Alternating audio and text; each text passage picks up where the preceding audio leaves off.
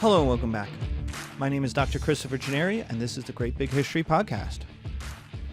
In this episode, we're talking about the Roman army.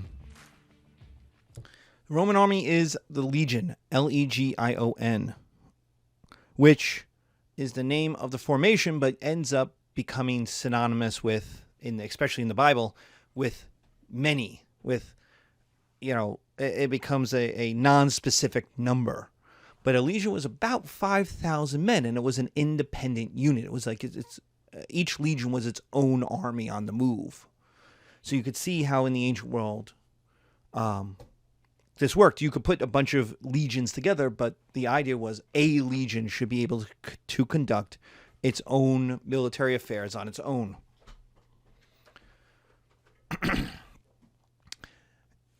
Now, Romans will fight with a sword and a shield. Now, there are auxiliaries that will fight with lighter weapons, javelins. They'll throw. Occasionally, you'll have some bowmen. You'll also have nobility on horseback, but the cavalry is never that important, much to Roman detriment in places like the Middle East. The Romans will lose a bunch of battles because they don't have very good cavalry. They will hire cavalry, especially Nubian light cavalry. That's African, black African troops from Africa who were very good horsemen. These are men who could ride their horses across the Sahara. And no good Roman general after, the 200s would go off without at least some Nubian cavalry to help just reconnoiter around. Again, remember Natio. So we have a 5,000 man unit, kind of like a division today, the way divisions would have been or thought about today. And they use a sword and a shield. Now, what is the effect of that? The effect is, and if you're on the video, you can kind of see, the effect is it spreads people out. You can't be in a phalanx with a sword. Your shield also has to protect you. You are on your own. There is space on your right side and space on your left side. Advantage is mobility. You can back up. You could go forward. You could turn to the right. You could turn to the left. You can leave. You could just head back up the row. If you've ever been in a classroom where you're in rows, that's a legion. That's the legion. So that everybody can get in and get out. That's the way the legion works. If you're in my lecture hall, like Madison 210, or a concert hall, that's a phalanx where everyone is squished together in the middle, and there's a couple of aisles between more people being squished together in giant boxes. So if you've ever gone to see a play in Philly or Broadway, you'll see phalanxes. They're divided into three if there's one in the middle, one on the left, one on the right. Or there might be 5 or 6, depending if they break the ones in the middle in half with a walkway. The legion, on the other hand, is spaced to your right and to your left, so that you can maneuver. So the advantage is, gives you space, allows for flexibility. Disadvantage, it's much easier to run. It's easy to run away. And so these are people who are going to need more training. They're going to have to want to stand where they are. No one can help them. They have to defend themselves. They have to be a military unit unto themselves. Whereas the Greek phalanx, the guys in the middle didn't know anything about war, and that was okay. They can participate. They could be important. In a Roman legion, that doesn't work. You have to know. You have to be prepared. You have to have training. So you need training and discipline. And the Romans will have harsh discipline. A unit that runs away gets decimated. Means 1 out of every 10 or random people are executed as cowards. There is a lot of harsh The training itself was what fathers did with sons. Since every son was eventually going to have to be in the military, father's job was to teach them how to spar, how to use a shield, how to use a sword. The advantage is it gave flexibility. And the other advantage is it's interchangeable. Any Roman unit is supposed to be as good as any Roman unit. The Marines work like this today. The idea that every Marine is a rifleman. That's the idea that every Marine can do the basic job of being a Marine. And they could do it equally well as any other Marine. You could rely on any legion to be as good as any other legion. Now, will there become, over a long period of time, elite legions that will do things that other legions aren't asked to do? Yes. And this will be especially true in the Roman Empire. When you have an emperor, he'll create like super legions, because most legions are on the border just kind of hanging out. So they're training and they're good, but they're not the elite one that moves with the emperor. He'll have the best bodyguards. He'll have the best legions with him. Patricians and plebeians served. Patricians, the rich people, were the officers, and plebeians were the infantry. Plebeians are the middle class to poor people. It's the idea that everybody served. And in fact, when patricians wanted to get elected, it was not unusual for them to go into public squares, stripped down to their underwear, or less, and say, "Look at me. Vote for me." And the idea was, you could see their scars. And they would say, "I got this scar with you. I got this other scar. I got this scar at Zama. I got this scar in Spain. I got this scar at New Carthage. Just like you." The idea was everybody served. You couldn't get into the Senate unless you were in the military for 10 years. You couldn't even try to be elected. And so what this shows, why this is important, is this was the relationship in society. Rich people told poor people what to do in society. They then went into the military, where rich people, officers, told poor people, infantry, what to do. And then they left the military, and rich people told poor people what to do. And now that sounds sucky for poor people, but it also gave you protections. It also gave you a relationship with rich people. When a patrician went off to war, his plebeians might go with him. People who worked on his farms, people who had his support or his patronage, because poor people always need money. And so a patrician was always there to give out money or food or services, legal services especially, protections. And so you had this relationship in society. So the army reflected society, which is very different from American society. In American society, that doesn't happen. In American society, we have been at war for nearly 20 years at this point, continuously, and less than 1% of Americans have served. So you don't have those strong bonds in society. In fact, there are plenty of books that talk about the opposite of going from the military, where you lived a lifestyle, a military lifestyle, where you were told what to do, what to eat, when to sleep, how to sleep. And then you get into society and you're surrounded by people, none of whom obey that ideas. None of them have that kind of discipline. And so the idea is that unlike our society, in the Roman society reflected the military, and the military reflected the society. So that officers, patricians had this respect in society, in the military, back into society. But plebeians also had those protections. I have had plenty of officers in my 20 years of teaching, in the 20 years of war we've had.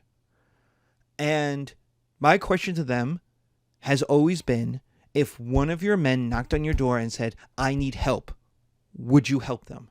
If one of your men's kids, 12-year-old daughter knocked on your thing. Private First Class Smith's daughter knocked on your door and said, I don't know what to do. Can you help me? My father's in trouble. I'm in trouble. Would you help them? And every officer I've had in my class, and I haven't had high officers, I've just had the non-coms and captains and a couple lieutenants, and they have all said the same thing. Of course I would help them. Of course, without thinking twice about it. That relationship was true in the Roman society, and that bolstered the society. It gave strength to the society. As a poor person, as a plebeian, you had protections. You always had your officer. You always had your patrician that you could rely on to help you.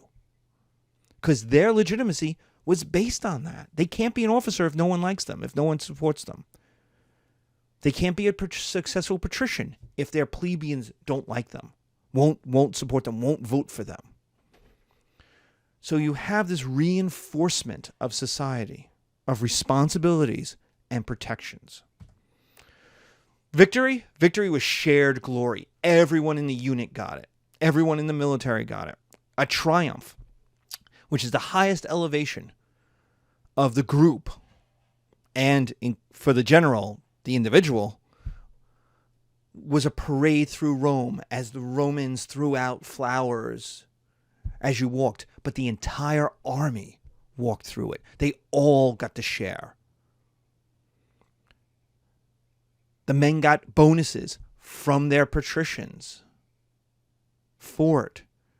Because what the patricians got was glory. They got to say, I won a war. I got this. And then they spent like drunken sailors to thank their men.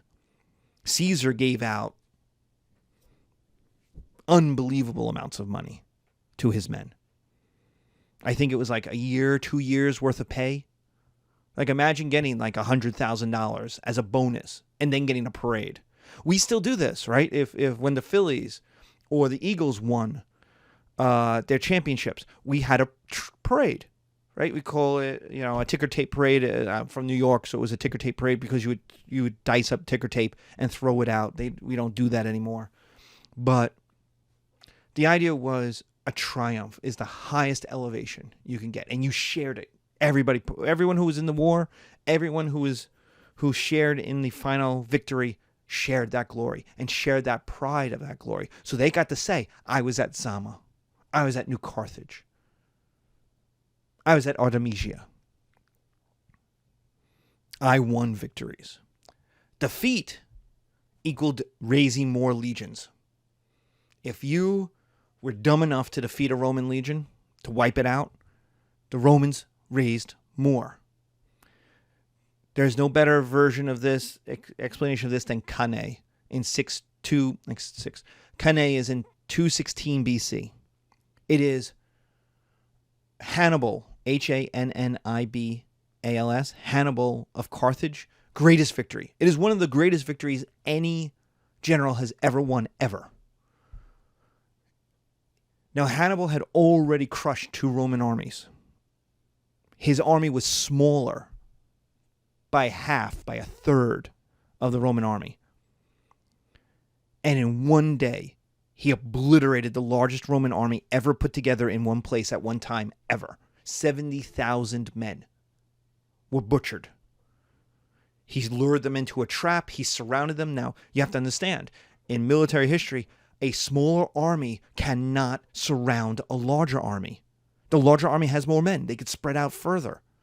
So smaller armies are always worried about being surrounded by larger armies. This was Robert E. Lee's worry against Grant.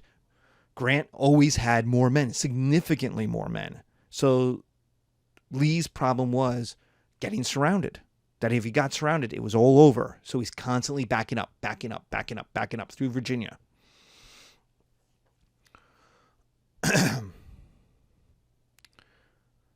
So this can't militarily happen, and yet it did. Hannibal does it. He lures the Romans into a trap, surrounds them.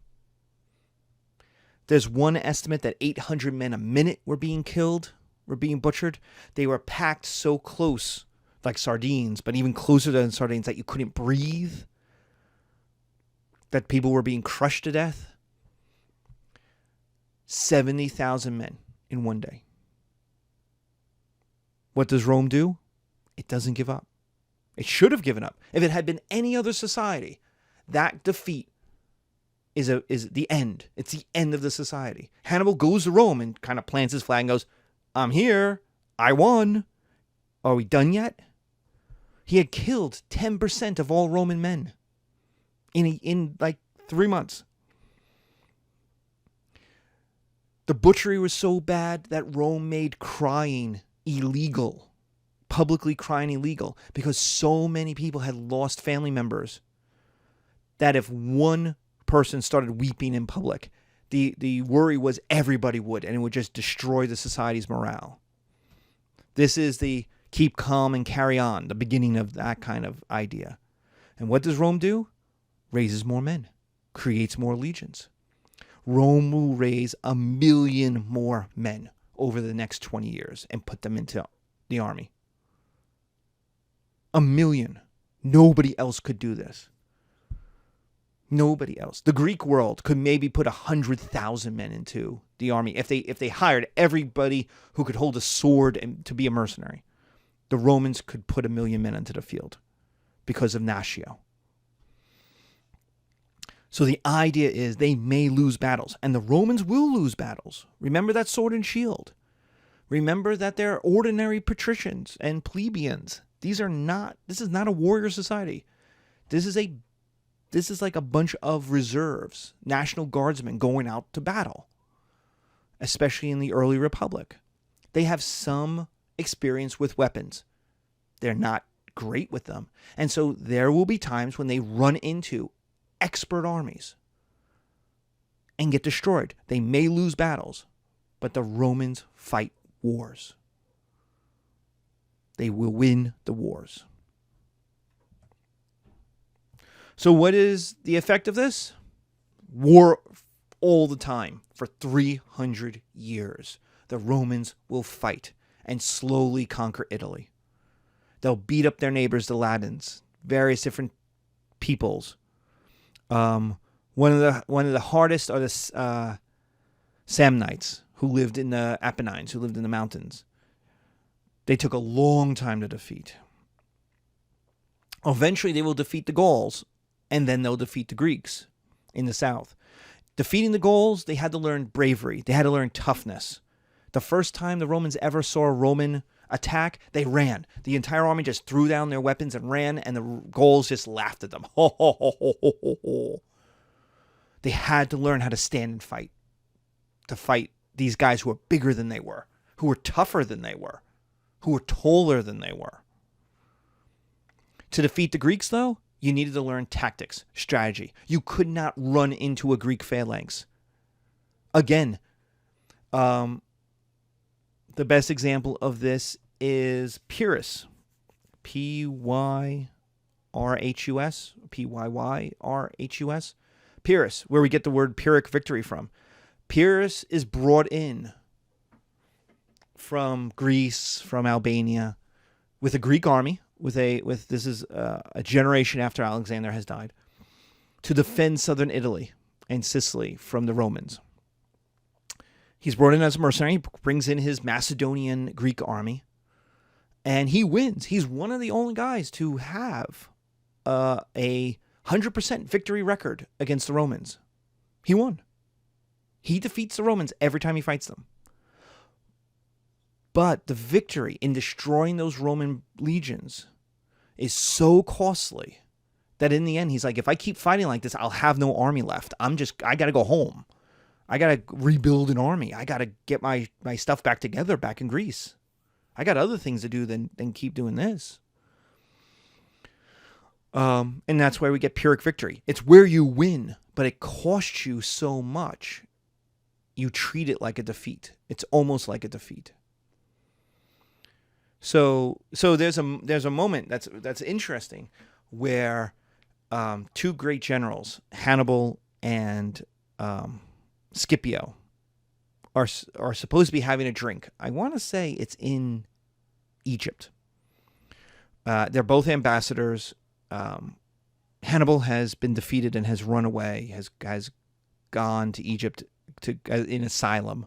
Basically, he's trying to find himself an army in the Greek East that he can bring west to beat up on the Romans, excuse me. And Scipio is an ambassador to the Egyptians. Now remember, Egypt is still the richest place on earth, so richest country on earth. And they had fought each other. They had fought each other in Africa. They're the two most famous men of their day. And they sit down and they're having a drink. And Scipio goes, Hannibal, who are the greatest generals to ever live? And Scipio and Hannibal goes, well, there's Alexander. And of course, Scipio says, of course, yeah, that goes without saying. He's the GOAT. He's the greatest of all time. We got that. Who's next? Hannibal goes, well, I would put me next and Pyrrhus third. And Scipio nods and goes, that's interesting. Because us Romans sent Pyrrhus home. And I defeated you. And Hannibal's like, yeah. But it wasn't the same. You didn't defeat me in Italy. And Scipio's like, no, that's true. I didn't defeat you in Italy, but I did defeat you. And so there's this like, ha thing going. And it's a great scene. I want to say it's out of Plutarch because Plutarch has these great scenes. But the idea is to destroy a Greek army. You can't run at it. Those spears will just stab you and kill you. You had to surround it. You had to pull it out of its defensive posture. You had to get it out of the mountains. You had to learn tactics and strategy. You had to get smarter. Defeating the Gauls made them braver. Defeating the Greeks made them smarter. Because you had to think, how am I going to beat these guys? How am I going to defeat them? I can't just stand here and whack away. They'll stab me with their 20-foot long spears. And then it's over. And so over the time, over 300 years, this is very important. The Romans change.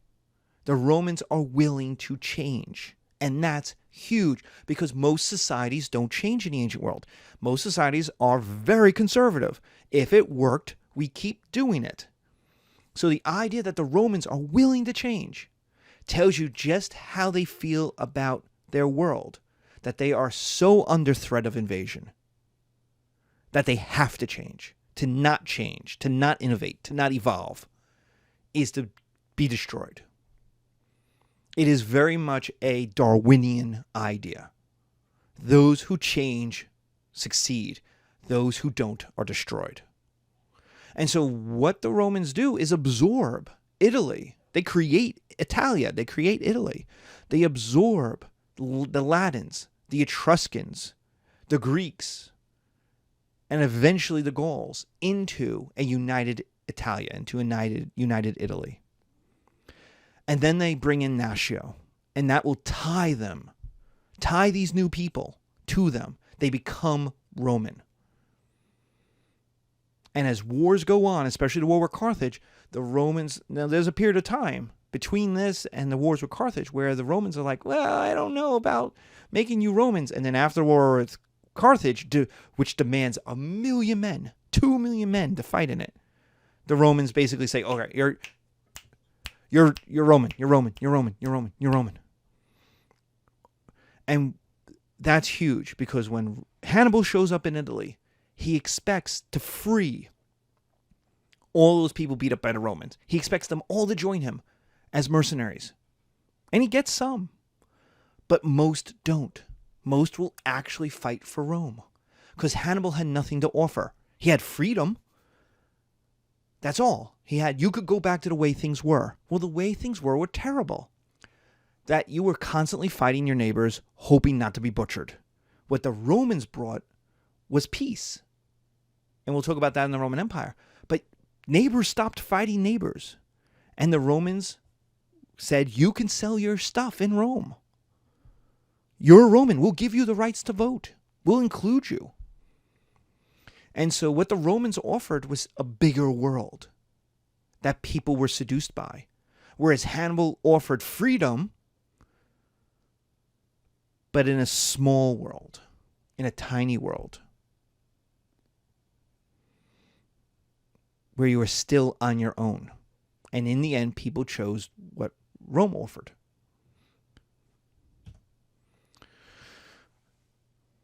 So that's going to bring us to the situation in about 260 BC, where you have Rome controlling Italy. Carthage, which is started as one corporate mercantile city, through a system of alliances and trade negotiations and some war, good war, controls Spain, North Africa, and Sicily. There's a kingdom in Macedonia, which controls Greece, Macedon, and Ionia. There's Ptolemaic Egypt. There's a Greek kingdom in Egypt that owns Egypt, the Levant, Jerusalem, and some of the islands, Cyprus, Crete. And there's the Seleucids, who control Asia Minor, parts of Asia Minor anyway, Mesopotamia, and in theory Persia all the way to Iran, but this all the way to India, excuse me. But this world is so big and so hard to travel that effectively they controlled Syria and Mesopotamia, but not really had control in Asia Minor or in Iran. Basically, the local people had much more control. Local governors had a lot more control in the far-flung pieces. In Syria and in Mesopotamia, they had good control. But outside of that, the farther you got from that core Babylonian land that we've been talking about forever, more and more governors did whatever they wanted. So this brings us to the Punic Wars, the wars that will change Rome. And we're going to talk about them and the effects in our next episode. Thank you.